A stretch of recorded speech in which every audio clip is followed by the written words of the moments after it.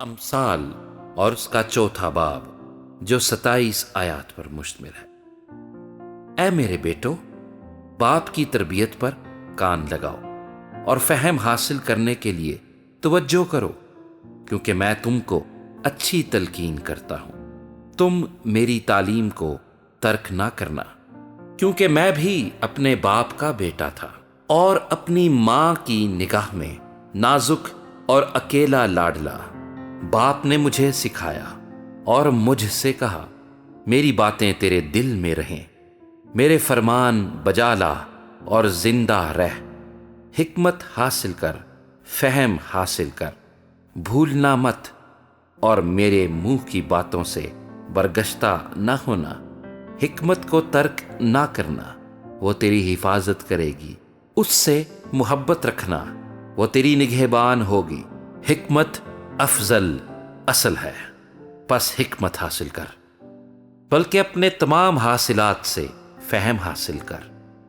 اس کی تعظیم کر، وہ تجھے سرفراز کرے گی۔ جب تو اسے گلے لگائے گا، وہ تجھے عزت بخشے گی۔ وہ تیرے سر پر زینت کا سہرا باندھے گی اور تجھ کو جمال کا تاج عطا کرے گی۔ اے میرے بیٹے، سن اور میری باتوں کو قبول کر، اور تیری زندگی کے دن بہت سے ہوں گے۔ میں نے تجھے حکمت کی راہ بتائی ہے اور راہ راست پر تیری رہنمائی کی ہے۔ جب تو چلے گا، تیرے قدم کوتاہ نہ ہوں گے، اور اگر تو دوڑے تو ٹھوکر نہ کھائے گا۔ تربیت کو مضبوطی سے پکڑے رہ، اسے جانے نہ دے، اس کی حفاظت کر، کیونکہ وہ تیری حیات ہے۔ شریروں کے راستے میں نہ جانا اور برے آدمیوں کی راہ میں نہ چلنا۔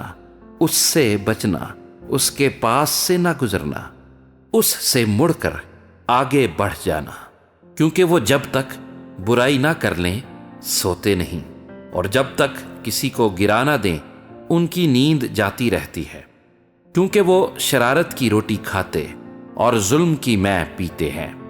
لیکن صادقوں کی راہ نور سحر کی مانند ہے، جس کی روشنی دوپہر تک بڑھتی ہی جاتی ہے۔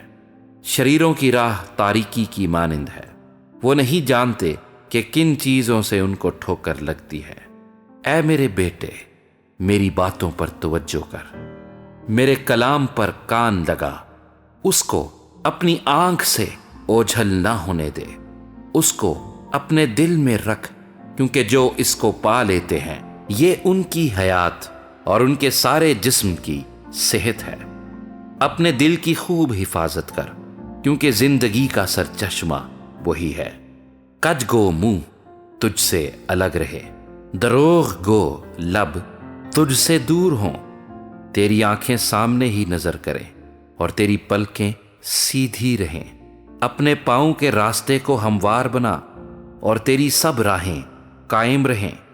نہ دہنے مڑ، نہ بائیں، اور پاؤں کو بدی سے ہٹا لے۔